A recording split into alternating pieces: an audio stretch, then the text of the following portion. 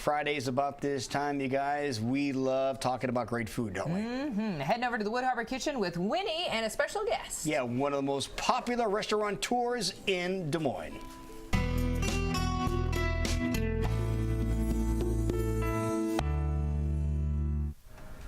Welcome to Great Food. I have with me one of Des Moines' most beloved chefs, George Famaro. Welcome, George. Oh, thanks for having me. I'm so glad you're here. We always love it when you come on the set.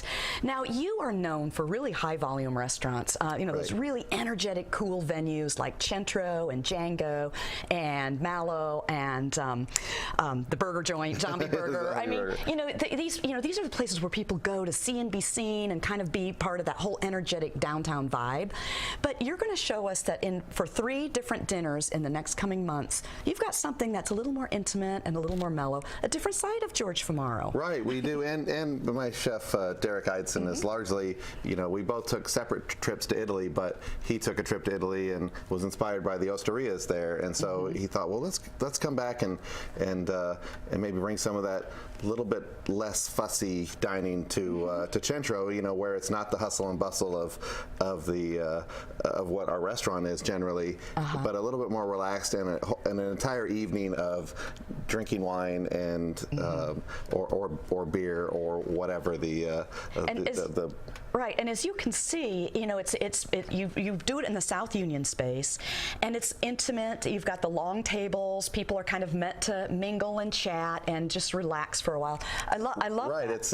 It's more along the lines of a group dining, even if you're sitting with your group, but it's a lot of the times in those osterias, you're sitting there at a long table, and they'll just kind of keep seating you next to other people there, and so that's kind of the vibe that we wanted to create there. Yeah, that's great. And they're $40 a person, which I think is a bargain for 4 courses, and you have wine, house wines. Yeah, we have wines and drinks and special things available if you want them. If you don't, that's why we didn't want to just make it an inclusive price. Right. And including some people just want to come and enjoy the food. Great. Now you're going to show us one of the dishes that you're making at one of them? This is oftentimes the food is inspired by something that's really old, and this is a 19th century rabbit recipe that I had translated from an old cookbook that I have that I think is just a fun idea, and I want to get started with it here. Just takes a few minutes to get going here, and I have the finished product here to get going. But we're going to start with butter. This was you can tell that this recipe was designed to be a little bit it's not olive oil. This is a butter recipe. An indulgent recipe. Yes, this is definitely that style of dining. And rabbit was a popular choice. Rabbit and hare and the meats that maybe weren't as popular when as they are, we have beef and veal and chicken and available now, but then they did things with pig's heads, lots of veal. There are lots of recipes in this book that have they use tendons. Just tendons. Yeah. And so there are recipes. I was reading through this and I was translating it, and it's like all of these recipes have, you get all of this, tendons, and we don't think a lot about eating tendons, although you start to see a little bit of it if you go to one of those markets on Second Avenue. Yeah, you see they have tendon there. Yeah, in the ethnic markets. Now, this you mentioned one of your cookbooks. How many cookbooks you have? There's thousands. Thousands of cookbooks, and you collect vintage, cool old cookbooks. Right. I was looking at this earlier. This is a dictionary from the 1880s, and I love it. It says Gertrude de something King or something from her mother, 1883, which is so beautiful. And here we are, over 100 years later. Sort of. Right, and it is definitely loved condition. Used and loved and passed on, and it's And so there's a lot of what I found was that there's a lot of those same kind of recipes. Whether they're the books from Mexico, Britain, Paris, or Italy. So I just wanted to bring one of the English versions along. I just love it. And so rabbit. This is a rabbit that I thought is agrodolce. It's a sweet and sour recipe that my mom always. She came from Sicily and always spoke about doing dishes agrodolce. She really did a lot of that kind of cooking. So a lot of things were agrodolce, which is sweet and sour. The recipes read a little bit more interesting. There's not exact measurements, so we're going to throw in a little bit of ham here. And what kind of ham we got there? This is La Quercia prosciutto.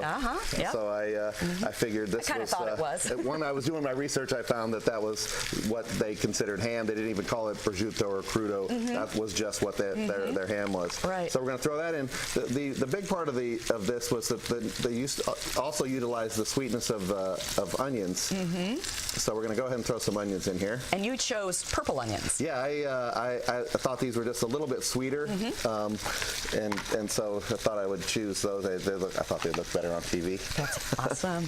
And another thing about when you read recipes there, like I said, a lot of them aren't in quantities that you're used to. It's not going to say a quarter cup, so it'll often say, a wine glass that is, a quarter of the way filled with sugar, and then it'll say add enough vinegar to fill the glass to halfway. That is so great. I love that measurements made through wine glasses. Right, and that makes perfect sense to me because I always have my wine glasses out. Right, so you see I have to dig for my measuring spoons and measuring cups. Yeah, I thought that was interesting. So that's how the recipes read, and I think that's a fun way to. But it gets you where you want to be. I think rather efficiently, I would say. Absolutely, that's great. And you have quite a few things coming up. I mean, the November. Actually, if you want to get this rabbit, you need to go on January 9th. Yes. But on November 20th, you've got lamb scattadino with crotoni. So the lamb is going to be like a single bone lamb chops that we'll have that we'll cook them, and that scattadito preparation is sort of what the flames licking the hitting the. So we have the wood fire at Centro, and so we'll wood fire those right before we go over the grill, and the flames will come up and kiss the chops and give them a nice sear and a nice char. Oh, these are immensely successful dinners, aren't they? They generally sell out. Yeah, and there's the one on Halloween. We thought that would be a fun place to do one for an alternative to the Halloween party, which we're really just recreating our own Halloween party. So it's not in lieu of Halloween. It's come out and celebrate Halloween with us. With us, hey, there you go. And I bet Zombie Burger's kind of going to have some fun there too. Yes. Zombie Burger, it's the high holy holiday Zombie Burger, I think. Exactly. I'm going to kind of move this recipe along a little bit, but we would get the recipe, or we would get the onions caramelized. And cook everything down here. Yeah. And then this sugar vinegar mixture, we're going to go ahead and just pour that on there. Get our sugar in there. And it's such simplicity is what is striking me about this. These are not complicated ingredients. Right. And we're going to add a little bit of stock, and it'll have some finishing ingredients here. We got a little bit of stock here. The one thing that as I was reading through this other Italian cookbook, they really did a lot with bones and broth with bones. So if you're going to use this one, we sell this bone broth at Gateway. Bone broth. So these are a little bit richer than just a regular clear broth or a bouillon type. And I find that they make the recipes come out just a little richer. Richer, exactly. And to be clear, so people know, the bone broth means that it was made with bones, versus just the meats and such. Yeah. So that is great, and I'm glad you have it there. Yeah. And so organic, it's a nice addition to. For flavors, sometimes you want something a little lighter, and sometimes when you do a saute, I think you want that slightly richer flavor. Absolutely. We're also going to throw in. We're going to kind of pretend that this had cooked down, and we have our so domestic rabbits these days cook a lot faster than the rabbits that used to have to hunt. So we're going to pretend this had cooked, and we're going to throw in our raisins. Oh, good. Yeah. Such simplicity. I mean, simple but sublime. It just ends up being really, really beautiful. And then we'll throw in some slivered almonds. Oh, wow. And really, we could let that cook and simmer down, and I'll usually just cover this and let it tenderize, and then it's finished with chocolate. But we have our finished product over here. So you throw a little chocolate. Was that in the recipe, or was that a no? This is from the recipe. They add the chocolate. So I didn't change really anything. I tried to. That's one thing. I don't like to take things and do too much to them at first. Sometimes we'll take it. So as we do this recipe, often we'll do slight other tweaks to it. Well, let's have a look at the finished dish so people know what. We'll just hang. Can the cameras? Can you see it there? So we can see it. Yeah, there so- you go. Oh my God, that's so So you beautiful, see how George.